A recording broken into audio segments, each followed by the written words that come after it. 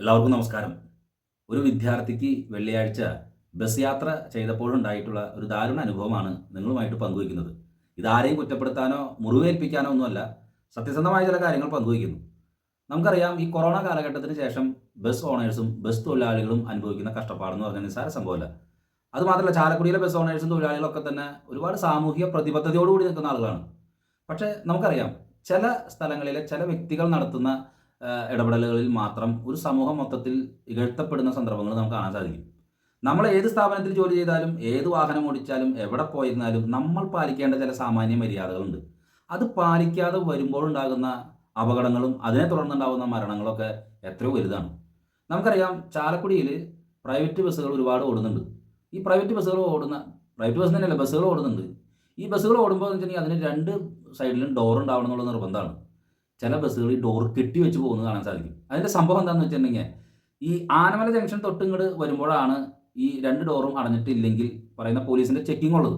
അപ്പോൾ അതുവരെ ഈ പറഞ്ഞ പോലെ ചാലക്കുടി പട്ടണത്തിലേക്ക് പ്രവേശിക്കുന്ന ഇടം വരെ ഈ പറയുന്ന ഡോറ് കെട്ടിവെച്ചു വണ്ടി ഓടിക്കും. ഇതെന്താ സംഭവം എന്ന് വെച്ചിട്ടുണ്ടെങ്കിൽ, ഫുട്ബോളിൽ നിന്ന് യാത്ര ചെയ്യുന്ന വിദ്യാർത്ഥികളുണ്ട്, വീട്ടമ്മമാരുണ്ട്, പല ആളുകളും തിരക്ക് വരും, ഇതിന് തെറിച്ച് വീഴാം, അപകടം ഉണ്ടാകും, പല പ്രശ്നങ്ങളും ഉണ്ടാകും, മരണത്തിലേക്ക് നയിക്കുന്ന എത്രയോ സാഹചര്യങ്ങൾ. അപ്പോൾ ഞാൻ പറയുന്ന നമ്മുടെ ഈ സംഭവത്തിലെ വിദ്യാർത്ഥി കാർമൽ സ്കൂളിലെ വിദ്യാർത്ഥിയാണ്. വെള്ളിയാഴ്ച കാർമൽ സ്കൂളിലേക്ക് വരുന്നതിന് വേണ്ടി, സ്കൂളെല്ലാം അടച്ചു, പക്ഷേ ചില കലാപ്രവർത്തനവുമായി ബന്ധപ്പെട്ട പയ്യൻ സ്കൂളിലേക്ക് വരുന്നതിന് വേണ്ടി കൊടുങ്ങല്ലൂർ മാള റൂട്ടിലോടുന്ന മഹാമായ എന്ന് പറയുന്ന ബസ്സിൽ പള്ളി സ്റ്റോപ്പിൽ നിന്നും കയറി. ബസ് കാർമൽ സ്റ്റോപ്പ് എത്തുന്ന സമയത്ത് ഒരു ചേച്ചി ഇറങ്ങാനുണ്ടായിരുന്നു. ആ ചേച്ചി ഇറങ്ങി കഴിയുമ്പോൾ ഈ പയ്യൻ ഫുട്ബോളിൽ നിൽക്കാൻ പെട്ടെന്ന് വണ്ടി എടുത്തപ്പോൾ ഈ പയ്യൻ പറഞ്ഞു, വണ്ടി നിർത്തുമെന്ന് പറഞ്ഞു. ഇവൻ ബെല്ലടിച്ചു. അതിനെ തുടർന്ന് കണ്ടക്ടറും ബെല്ലടിച്ചു. പക്ഷേ ഈ വണ്ടി നിർത്തിയില്ല. വണ്ടി ഇങ്ങനെ പകുതി പോയപ്പോൾ ഈ കണ്ടക്ടർ വന്നിട്ട് പറഞ്ഞു, ഇറങ്ങ് എന്ന് പറഞ്ഞ് ഈ കുട്ടീനെ വളരെ നിർബന്ധിച്ചു. അതിന് ഉള്ളിൽ ഈ കുട്ടി റോട്ടിലേക്ക് വീഴുകയാണ് ഫുട്ബോളിൽ. ഇനി വീണ് കഴിഞ്ഞിട്ട് ഉടനെ എന്താ ചെയ്യേണ്ടത്? നമ്മളെല്ലാവരും മനുഷ്യരല്ലേ. ഞാനിത് ആരെയും കുറ്റം പറയാൻ വേണ്ടിയിട്ട് പറയുന്നതല്ല. ഒരു തൊഴിലാളികളോടും ഒരാളോടും എനിക്ക് യാതൊരുവിധ പക്ഷഭേദമില്ല, സംഭവമില്ല. നമ്മൾ അങ്ങനെ ഒരു അവസ്ഥ ഉണ്ടായി കഴിഞ്ഞിട്ടുണ്ടെങ്കിൽ ഉടനെ തന്നെ ബസ്സിൽ നിന്ന് ഇറങ്ങി ആ പയ്യനെന്ത് സംഭവിച്ചു എന്നല്ലേ. ഒടുവിൽ അവിടെ നിന്ന് സെക്യൂരിറ്റി വിഷയം ഇടപെട്ട് രക്ഷാകർത്താവിനെ വിളിച്ചു വരുത്തി. രക്ഷാകർത്താവ് ടീച്ചറുടെ അനുവാദത്തോട് കൂടിയിട്ട് ചാലക്കുടി പോലീസ് സ്റ്റേഷനിലേക്ക് ഈ കുട്ടിയെ കൊണ്ടുപോയതിന് ശേഷം ഹോസ്പിറ്റലിലേക്ക് പോയി. ഗുരുതരമായി പരിക്കുകളൊന്നുമല്ല. പക്ഷെ ഞാൻ പറയുന്ന ആ കുട്ടി തെറിച്ച് വീഴുന്ന എൻ്റെ ഇടയിലേക്ക് പോകണമെങ്കിലോ എന്തായിരുന്നു സംഭവിച്ചത്? നഷ്ടപ്പെടുന്നത് ആർക്കാണ്? അപ്പോൾ അതിനുശേഷം ഈ പറയുന്ന ബസ്സിൻ്റെ ഉടമ ആ ഹോസ്പിറ്റലിൽ എത്തുകയും വളരെ മാന്യമായിട്ട് തന്നെ വിഷയത്തിൽ ഇടപെടുകയും അവരുടെ ചികിത്സാ ചെലവ് മറ്റു കാര്യങ്ങളൊക്കെ അതിൽ ഇടപെടൽ നടത്താമെന്ന് ഉറപ്പുവരികയും ചെയ്തു.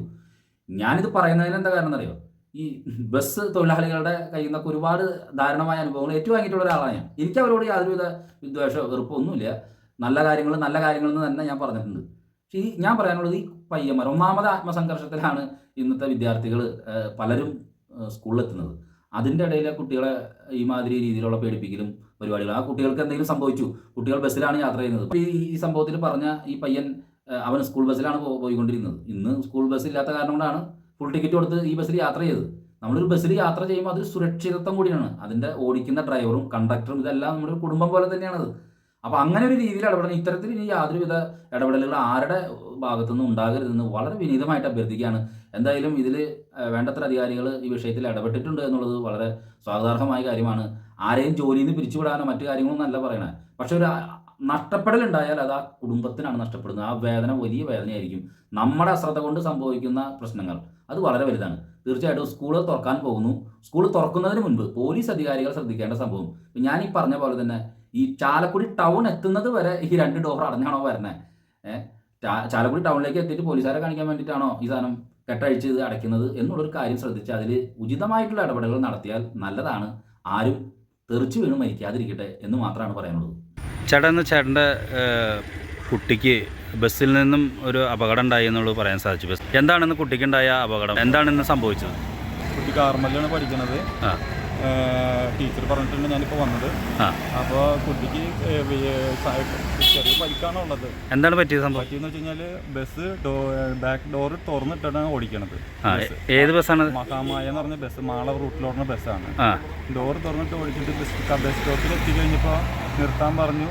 ബെല്ല് എൻ്റെ മോനടിച്ചു. കണ്ടക്ടറും ബസ്സിൽ സിഗ്നൽ കൊടുത്തു ഡ്രൈവർക്ക്.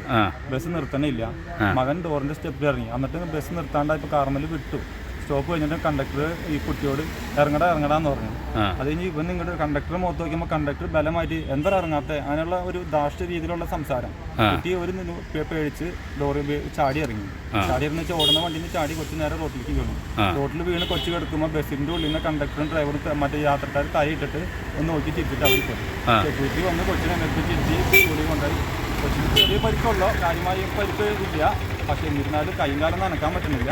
ആശുപത്രിയിലേക്ക് പോണ വഴിയാണ്. സ്റ്റേഷനിൽ എന്നിട്ട് എന്താ പറയുക? സ്റ്റേഷനിൽ ഞാനിപ്പോൾ മാഷിനോട് പറഞ്ഞപ്പോൾ സ്റ്റേഷനിൽ പറഞ്ഞിട്ട് ആശുപത്രിയിൽ പോകാൻ പറഞ്ഞു. ഇപ്പോൾ സീരിയസ് ഇഞ്ചുറി അല്ല, എങ്കിലും ഇഞ്ചുറിയാണ്. അപ്പോൾ ഇതേ വേഷത്തിൽ സ്റ്റേഷനിൽ ഒന്ന് കാണിച്ചിട്ട് ആശുപത്രി കൊണ്ടുപോകാൻ പറഞ്ഞു. അപ്പോൾ ഞാൻ കണ്ടു, ഇപ്പോൾ വേറെ പെയിൻ ഉണ്ട്, കൊച്ചിനെ ആശുപത്രി കൊണ്ടുപോകും. എന്താ ചെയ്യാറത്? അവന് ആളാ 10 സംസാരിക്കും.